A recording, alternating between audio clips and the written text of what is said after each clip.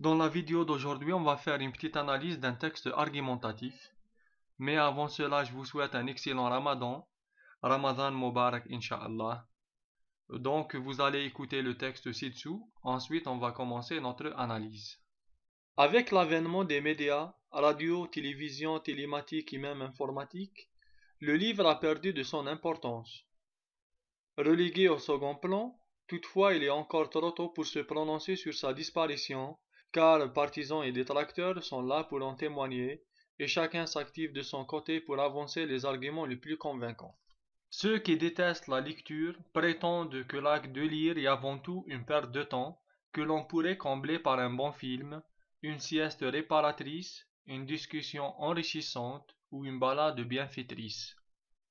D'autre part, pour les ennemis du livre, celui-ci devient trop onéreux et donc une dépense supplémentaire que leur porte-monnaie ne pourrait supporter. Ils affirment même qu'un bon steak vaut mieux qu'un tas de papier.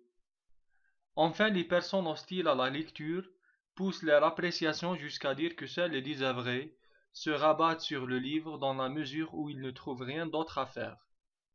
Tout comme les égoïstes qui cherchent l'isolement en se calfeutrant dans un lit ou un fauteuil, bouquin à la main. Néanmoins, et fort heureusement, les adeptes de cet objet précieux restent encore nombreux pour contrecarrer les propos avancés par les premiers. Les amateurs de lecture considèrent que le livre est avant tout un ami, un compagnon qui meuble notre solitude. De plus, ils insistent sur le fait que la culture s'acquiert grâce à cette activité enrichissante à plus d'un titre. C'est par le livre que l'individu stimule, aiguise et forge son esprit.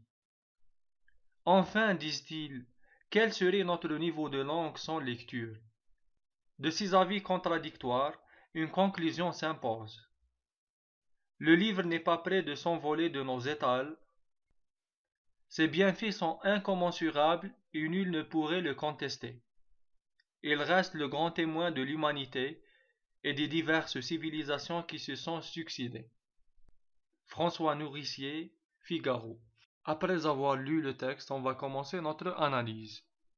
Pour bien analyser un texte argumentatif, je dois bien lire et relire l'introduction. Pourquoi? Parce que dans l'introduction, je peux trouver plusieurs éléments de réponse.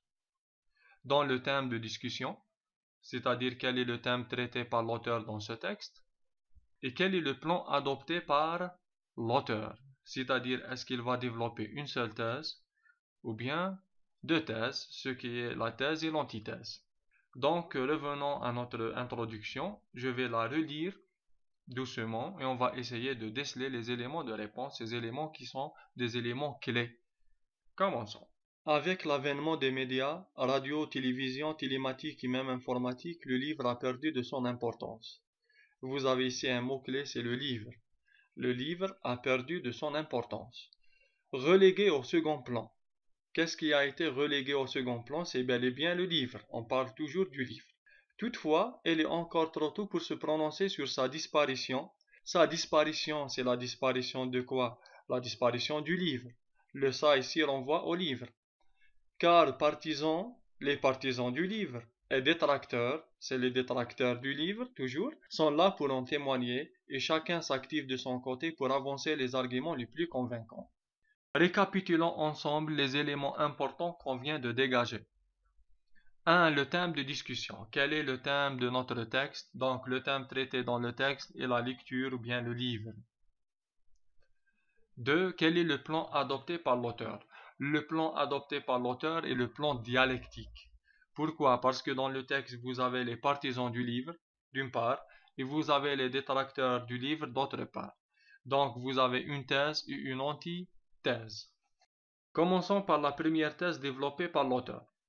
On va dégager les arguments donnés pour défendre la première prise de position et les articulateurs chronologiques utilisés pour introduire les arguments.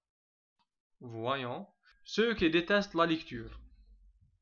Ici, est-ce qu'on parle des partisans du livre ou bien des détracteurs du livre? Bien sûr, on parle des détracteurs du livre. Donc, ceux qui détestent la lecture prétendent que, regardez le premier argument donné par ceux qui détestent la lecture. L'acte de lire est avant tout une perte de temps. Donc ça, c'est le premier argument. Ce qui suit, c'est l'explication de l'argument. Ensuite, ce qui nous attire, c'est l'articulateur chronologique d'autre part, qui introduit le deuxième argument. Donc voici le deuxième argument. Pour les ennemis du livre, celui-ci devient trop onéreux, c'est-à-dire il devient trop cher. Ensuite, je suis attiré par enfin. Et enfin, c'est l'articulateur chronologique qui introduit le troisième argument. Donc voici le troisième argument. Les personnes hostiles à la lecture poussent leur appréciation jusqu'à dire que seuls les désœuvrés se rabattent sur le livre, dans la mesure où ils ne trouvent rien d'autre à faire. Donc voici le troisième argument. Et vous avez remarqué ici qu'il n'y a pas une conclusion explicite. La conclusion ici, elle est implicite, c'est-à-dire vous allez la déduire de vous-même. Observons maintenant le passage de la thèse à l'antithèse qu'on a appelé la transition ou bien la phrase charnière.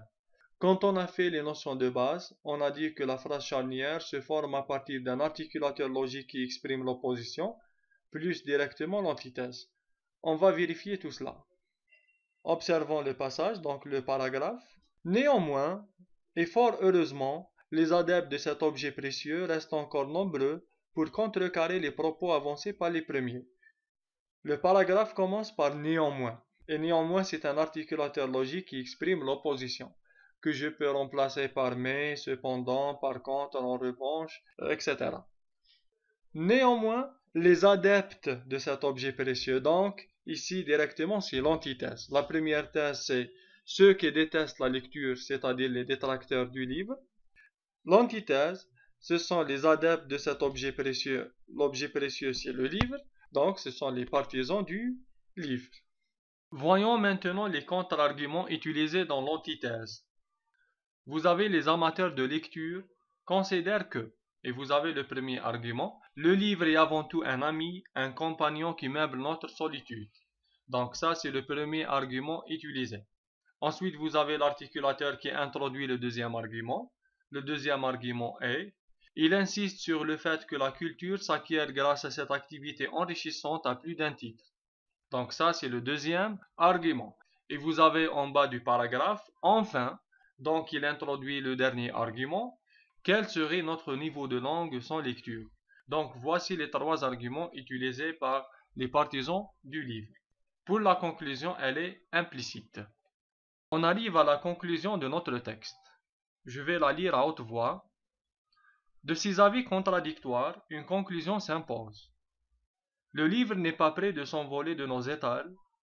Ses bienfaits sont incommensurables et nul ne pourrait le contester. Il reste le grand témoin de l'humanité et des diverses civilisations qui se sont succédées. Donc regardez, il y a des mots-clés qui montrent la position de l'auteur. Le livre n'est pas près de s'envoler de nos étals, c'est-à-dire il n'est pas près de disparaître. Ses bienfaits sont incommensurables. Donc, bienfaits incommensurables, nul ne pourrait le contester. Personne ne peut dire le contraire. Il reste le grand témoin de l'humanité et des diverses civilisations qui se sont succédées. Toutes les expressions qu'on vient de citer, en plus de l'expression utilisée dans la transition, et fort heureusement, montrent que l'auteur de notre texte est un partisan du livre et de la lecture. Donc la position de l'auteur, elle est pour le livre et pour la lecture.